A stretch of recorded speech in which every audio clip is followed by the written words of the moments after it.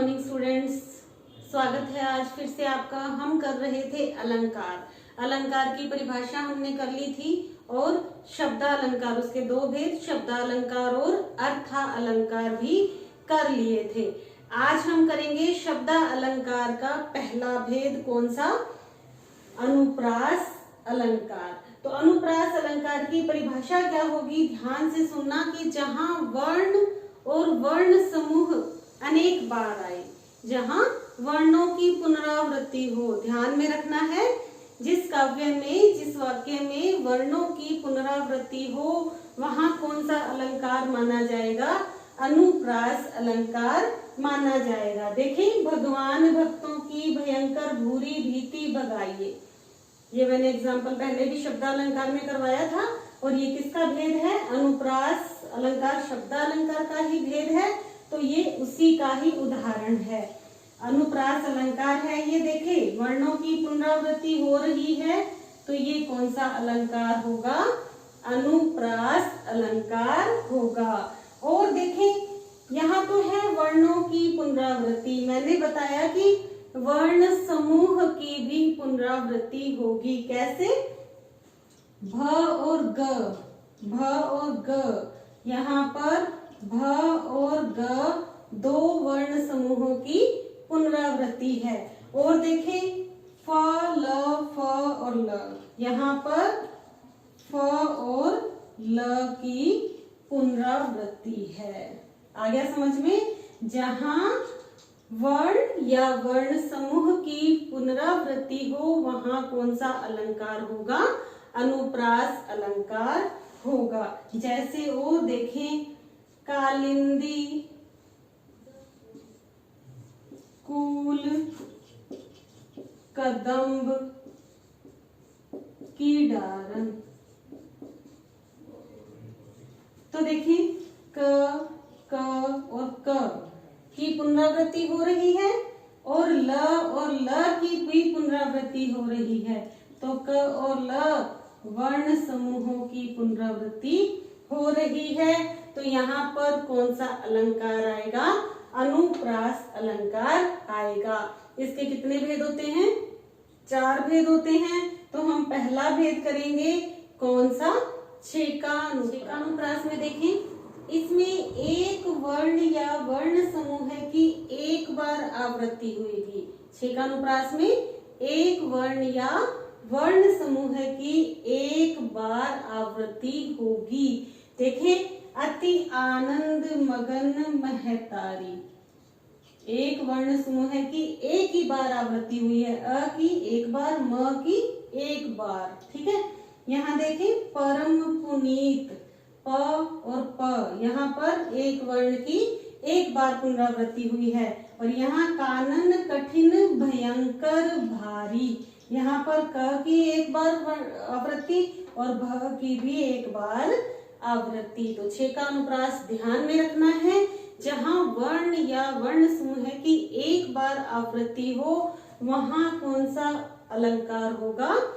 छेकानुप्रास अलंकार होगा। आगे देखिए, वृत्यानुप्रास में इसमें एक वर्ण या वर्ण समूह की एक से अधिक बार आवृत्ति होगी, एक से अधिक बार आवृत्ति होगी। देखिए, भव्य भावों में भयानक भावना भरना नहीं, एक से अधिक बार आवृत्ति जहां होगी वहां कौन सा अलंकार होगा? वृत्यानुप्रास अलंकार होगा। इसमें भ की आवृत्ति है एक से अधिक बार, अनेक बार, और इसमें न की आवृत्ति है अनेक बार, तो वहां पर कौन सा अलंकार होगा? वृत्यानुप्रास अलंकार। श्रुत्यानुप्रास में क्या होगा? जब एक ही उच्चारण स्तर से बोले जा रहे हैं, एक ही उच्चारण स्तर से बोले जाने वाले वर्णों की आवृत्ति हो वहां कौन सा अलंकार होगा? श्रुत्यानुप्रास अलंकार होगा। ध्यान में ये रखना है कि आपको याद होना चाहिए सभी का स्थान मैंने आपको करवाया हुआ है। जिसने अभी तक वो वीडियो नहीं देखी है वो वीडियो जरूर देखिए, जिसमें मैंने स्वर और व्यंजन करवाए हुए हैं, तो उनका आपको पता चल जाएगा। जैसे क वर्ग वाले कौन से होते हैं? कंठ। च वर्ग वाले कौन से होंगे? तालव्य, त वर्ग वाले मूर्धन्य, त वर्ग दंत्य और प वर्ग ओष्ठ्य।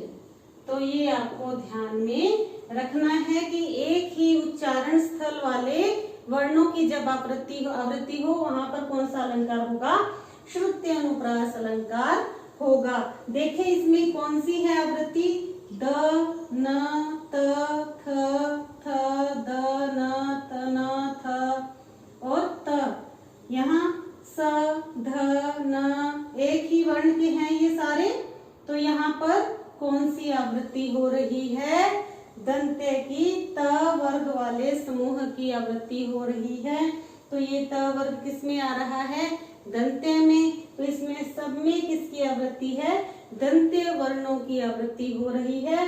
तो यहाँ पर अलंकार कौन सा होगा, श्रुत्य अनुप्रास अलंकार होगा। आ गया समझ में। अब करेंगे हम अंत्य अनुप्रास। अंत्य अनुप्रास में क्या होगा बच्चों, जब किसी शब्दों या वाक्यों या छंदों के अंतिम जो चरण होगा, चरणों के जो अंतिम शब्द होंगे उसके अंतिम दो स्वरों या बीच में चाहे व्यंजन हो उनकी यदि आवृत्ति हो रही है तो वहां पर कौन सा अलंकार होगा, अंत्य अनुप्रास अलंकार होगा। उदाहरण देखें, नभ लाली चाली निशा चटकाली धुनी कीन। देखें, लाली चाली चटकाली, देखें इनमें लाली चाली चटकाली,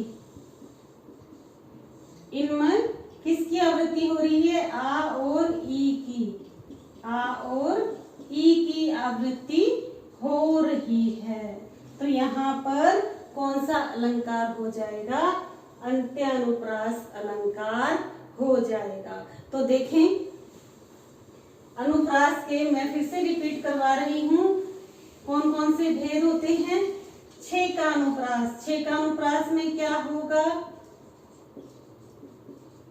वर्णों की एक बार आवृत्ति होगी, वर्णों या वर्ण समूह की एक बार आवृत्ति होगी। वृत्य अनुप्रास में क्या होगा, वर्ण या वर्ण समूह की अनेक बार आवृत्ति होगी। कितनी बार, अनेक बार आवृत्ति होगी। इसके बाद श्रुत्य अनुप्रास, इसमें क्या होगा, श्रुत्य अनुप्रास, इसमें उच्चारण स्थल एक ही होगा, जो भी आवृत्ति हो रही है उनका उच्चारण स्थल क्या होगा, एक होगा। उसके बाद अंत्य अनुप्रास, जो अंतिम जो चरण है, अंतिम जो छंद है उसके दो या दो से अधिक स्वर जो हैं वो एक समान या उनकी आवृत्ति होगी, वहां पर कौन सा अलंकार होगा, अंत्य अनुप्रास अलंकार होगा। ध्यान में रखने वाली बात ये है, यदि कोई उदाहरण आ जाए और ये ना दे रखे हो, अकेला अनुप्रास अलंकार दे रखा हो, तो आप इस पर टिक करके आएंगे। जरूरी नहीं है कि ये उदाहरण भी आपसे एग्जाम्पल में उसमें आंसर में दिए हुए हों। आगे हम करेंगे दूसरा शब्दालंकार का दूसरा भेद, कौन सा, लाटानुप्रास। लाटानुप्रास की परिभाषा क्या होगी बच्चों, देखें ध्यान से सुने कि इसमें क्या होगा, शब्दों की पुनरावृत्ति होगी, शब्दों की आवृत्ति होगी। शब्द जो है, एक ही शब्द जो है अनेक बार आएगा या एक से अधिक बार, दो या दो से अधिक बार आएगा, ठीक है। लेकिन उन शब्दों का अर्थ समान होगा, उन शब्दों का अर्थ समान होगा, परंतु उनका अन्वय जो है वो भिन्न प्रकार का होगा। अन्वय अर्थात या तो भिन्न शब्द के साथ होगा और या यदि एक ही शब्द के साथ होगा तो वो भिन्न प्रकार का होगा। उदाहरण से समझ में आएगा। उदाहरण देखें, हे, एक उदाहरण लेते हैं अपने, हे उत्तरा के धन रहो तुम उत्तरा के पास। यहाँ देखें किसकी पुनरावृत्ति हुई है, उत्तरा के, उत्तरा के, यहाँ पर इसकी पुनरावृत्ति हुई है, शब्दों की पुनरावृत्ति। इनका अर्थ एक समान है लेकिन भिन्न भिन्न शब्दों के अन्वय जो है वो भिन्न है। ये है धन के साथ और ये है पास शब्द के साथ, अर्थात इनका अर्थ तो एक समान ही है उत्तरा के धन रहो तुम उत्तरा के पास। यहाँ पर ये जो अन्वय है ये धन के साथ में है और यहाँ इसका अन्वय किसके साथ में है, पास के साथ में है। एक और उदाहरण देखें,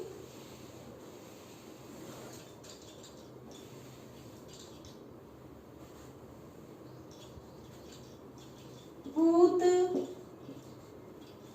पूत सपूत तो क्यों धन संचय,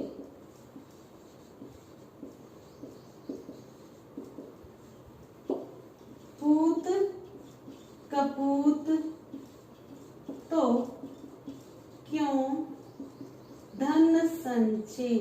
ये सुना होगा सबने कि पूत सपूत तो क्यों धन संचय, पूत कपूत तो क्यों धन संचय। अर्थात यदि पूत सपूत है, सुपुत्र है, अच्छा है, योग्य है तो धन का संचय क्यों करें, वो अपने आप कमा लेगा। लेकिन यदि पुत्र कपूत निकल गया, कुपुत्र निकल गया, अयोग्य निकल गया तो भी धन का संचय क्यों करें, क्योंकि वो सारे धन का जो है उसका भी सत्यानाश कर देगा, उसे भी खत्म कर देगा।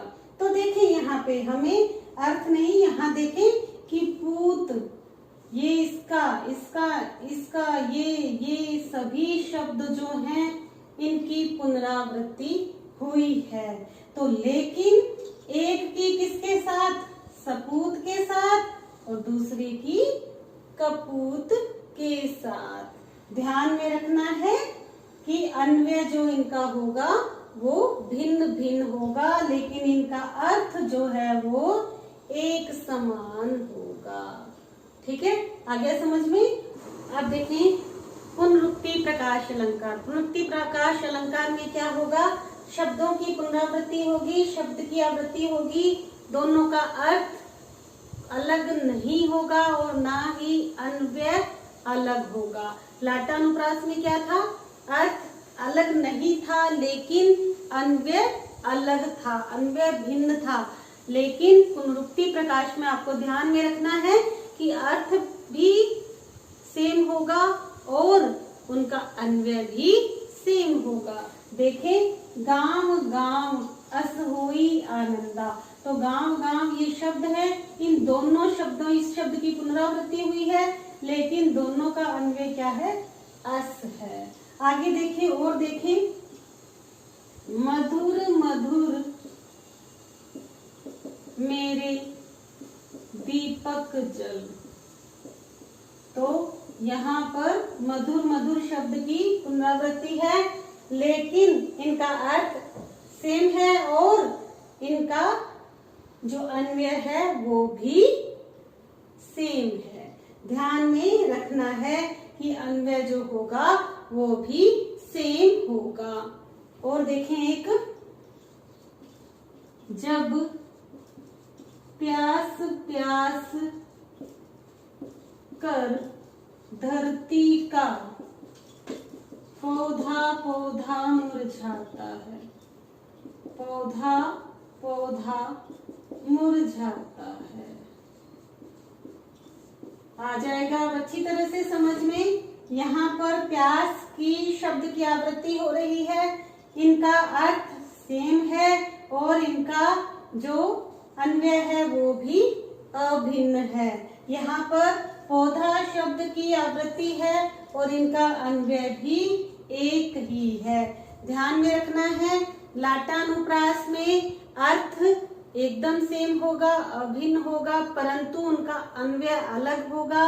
लेकिन पुनरुक्ति प्रकाश में अर्थ भी वही और उनका अन्वय भी अलग नहीं होगा, अभिन्न होगा। आ गया समझ में?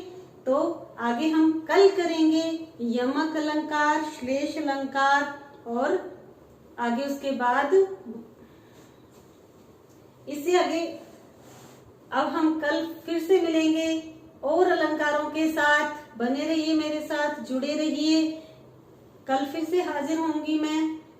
Thank you. Have a nice day.